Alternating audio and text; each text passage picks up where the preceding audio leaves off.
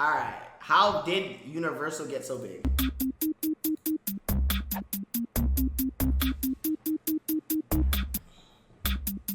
Universal has been among the largest movie studios for over a century. I could literally spend the rest of this video just listing off hit movies that they put out, but nobody wants that. So just to give you an idea, I'm gonna name a few of the more notable franchises. We have Jurassic Park, Back to the Future, The Fast and the Furious, and Despicable Me are all Universal Pictures. All you have to do is look out for that iconic globe animation before the movie starts to tell you if they were part of it or not. But ain't Avatar Universal too? I'm guessing that any frequent movie viewer has already seen that thing hundreds of times. It is a massive company that has been a part of most of our lives, so I thought it would be interesting to take a look back at their evolution while highlighting the impact of their 9 different owners over the years. Carl Laemmle is the founder and, logically, the first owner of Universal. I would describe him as a daring businessman who is a perfect example of one of those American dream type stories. He came to the US from Germany in the late 1800s. He couldn't speak English when he arrived, and after spending about a decade in a series of low-paying jobs, he finally settled into a position working for a clothing retailer based in Wisconsin. That's where he spent the next 10 years or so, starting as a bookkeeper, but eventually getting involved in their advertising and even their management. By 1906, he was approaching 40 years old, and he had saved enough money to start his own business. I think that the initial plan was to go down to Chicago and start some kind of a clothing retail store similar to the one that he had worked at, but once he got there, that plan changed. This happened to be right at the time when Nickelodeon theaters were becoming popular. There were these 5-cent little theaters that you could easily go in and watch some kind of a movie. Carl Laemmle took notice of how much business they were getting and thought maybe it'd be a better idea to invest his money in the emerging film industry. So he wasted no time in opening one of the first movie theaters in Chicago called the White Front Theater, quickly followed by a second one called the Family Theater. He went on to start what became a major film distribution company and, of course, a production company.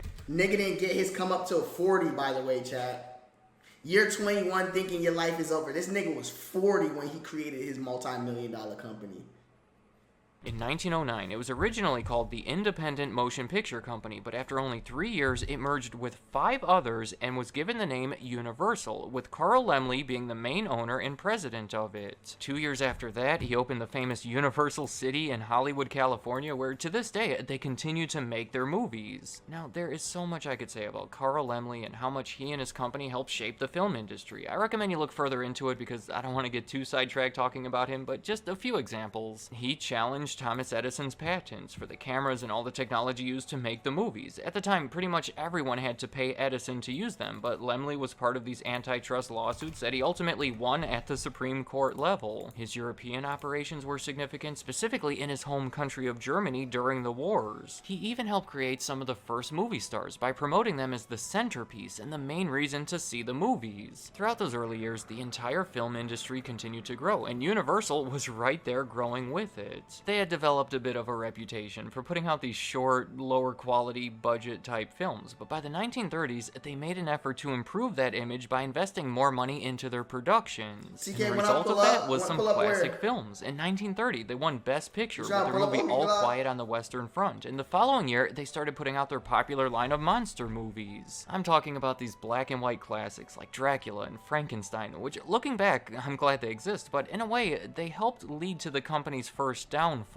Not necessarily the movies themselves, but that mentality that went into making them, because it turns out that investing more money into bigger productions may not have been the best strategy going into the Great Depression. Not to mention they were also transitioning to talking pictures, which required a big investment in new equipment. The bottom line is that they were putting a lot of money into the business and not seeing enough return from it. Specifically, the movie Showboat was harmful. Carl Laemmle's son was producing it, it got too expensive, and they were forced to take out this big loan from a company called Standard Capital. I don't know the exact terms of that loan, but when Laemmle was unable to pay it back, he was forced to sell them all of Universal. It was a sad ending for him. From what I could tell, he did not want to separate from the company, and then he ended up dying 3 years later. So back to my list, the second owner was the provider of that loan, Standard Capital, who actually did a pretty good job in turning things around. They cut those production budgets, which quickly helped make the company profitable again. They went by the new name New Universal and relied on hit characters characters like Abbott and Costello to star in their movies. In fact, I think this is funny, that led to a series of movies that paired those characters with their popular monster characters, which I have to say is a pairing that works way better than I would have thought. Plus, World War II helped raise movie ticket sales in general because it was so stressful for everyone and they just wanted to go to the movies and forget about everything. And then shortly after the war, they scaled up by merging with another production company called International Pictures. So after that recovery, the next new owner was in 1952 when they were bought by Decca Records. It was a popular British record label that was behind the records put out by people who starred in Universal movies. So it was that media connection that made the merger make sense. This is where Universal was first connected to music in a big way. I don't have much else to say about this one because just 10 years later, ain't Universal a record label too? In 1962, all of Decca Records was bought by MCA. Now, MCA is interesting because they were known for being a talent agency representing some of Hollywood's biggest stars. But starting in the 1950s, they had gotten involved in television as far as licensing and production. In 1958, they spent millions of dollars to buy the TV rights to Paramount's movie library. In the following year, they had actually bought Universal Studios' lot for over $11 million so they could use it to make their TV shows. That's where it got a little sketchy. In many cases, they were the company representing the actors and the company hiring the actors, negotiating deals with themselves, creating an obvious conflict of interest. So when they acquired Universal, that conflict was now too big, and they were legally forced to get rid of the talent agency and focus entirely on production. And MCA were the ones responsible for a lot of significant changes. I think it's interesting that they bought the store Spencer Gifts, who stayed with the company for the next 36 years. That's another great story that I talk about more in this other video if you're interested, but more importantly, they really developed They own Spencer's? Don't they be selling dildos in Spencer's? Turning it into a popular tourist attraction. What is that? One of their first moves as the owners was to bring back the studio tours. They were actually started by Carl Laemmle himself shortly after the studio. Of course you know, yeah, because I've gone in Spencer's with your girl. Was open, but it was MCA that brought them back. They not only expanded the original Universal City, they also established the Orlando Studios and theme park in the 1980s. Another positive move. And she pegged you? Glock. Don't make me beat your fat ass up. By MCA was working with Steven Spielberg. In 1975, he directed Jaws. It was the first movie to gross over $100 million at the box office, and it's generally considered to be the first ever summer blockbuster. Not to mention these other hit movies that he made in the following years, many of which included these great marketable creatures like E.T. and Jurassic Park. Now, by the 1990s, the trend in the industry was that these movie studios were merging with other large companies. In 1989, Warner Brothers had merged with Time, and Columbia merged with Sony. I think of this as like when the teacher tells everyone to go find a partner, people start pairing up, and then all of a sudden, it's looking like you might be the one left without a partner. So you get nervous and frantically start searching for anybody. Nigga, JT asked me if I need some compy hentai on my TL. No, but you could catch this ban for disrespecting Connecticut. You thought I forgot, pussy nigga? That's standing by thought themselves. I forgot? I'm getting anxious thinking about that. You but thought I think forgot, that's what buddy? happened You here. thought you could come in MCA here and was niggas unable to wouldn't find a partner. remember? All of their competitors would be so much bigger than them and they'd be left behind. So, the partner that they found in 1990 was Panasonic. Well, technically, it was Matsushita Electrical Industrial Company of Japan, named after the founder of the company, but they were mostly known for the Panasonic brand, and they have since changed their name to Panasonic, so that's what I'm going to call them here. Panasonic was also nervously trying to find a partner because one of their biggest electronic competitors, Sony, as I said, had recently paired up with Columbia. And the idea behind these mergers was that they would be able to make movies and TV shows as well as the equipment needed to play those movies and TV shows. But it just did not work like they had hoped. It was a little forced in the first place. Plus, the Japanese economy and the falling sales of their electronics were complicating things, so just 5 years later, MCA was sold so they could better focus on those electronics, meaning Universal had yet another owner. And this one may be the least expected. In 1995, MCA, and therefore Universal, was bought by Seagram in a $5.7 billion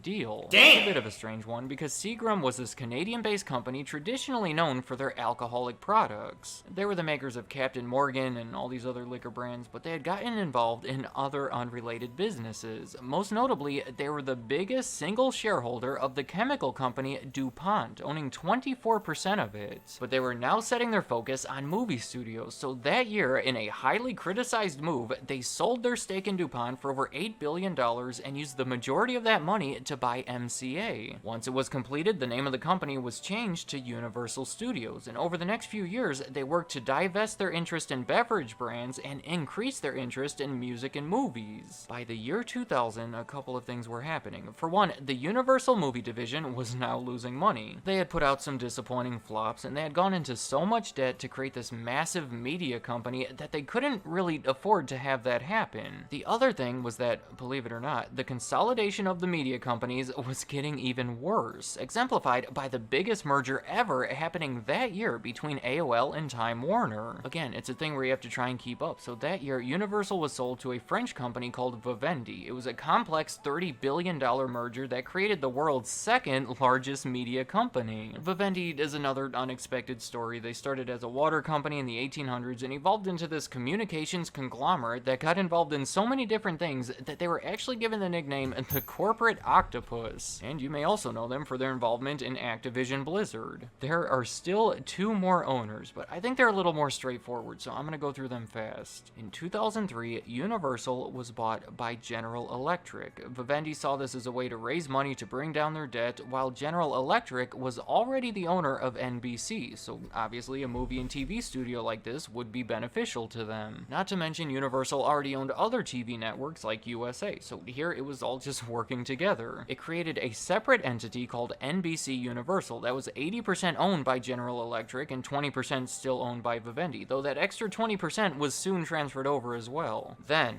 the final transfer of ownership, as of making this video anyway, happened in 2011 when NBC Universal was bought by Comcast. They not only provided cable to people, they were also the owners of some major TV networks like E! Entertainment. So again, it was all working together, and they even added to it when they bought DreamWorks Animation in 2016. Let me know in the comments. Damn, they got DreamWorks Animation. Ain't DreamWorks the niggas responsible for Shrek and shit? And like Toy Story? Damn, them niggas running up a bag. Them niggas is running up a bag. What do you think of Universal as far as what's been going on behind the scenes and all of the content that's resulted from it? I'll be right back, chat. I gotta pee. I actually have to piss like a racehorse. Rabbledy dabbly. Tickle my cavity.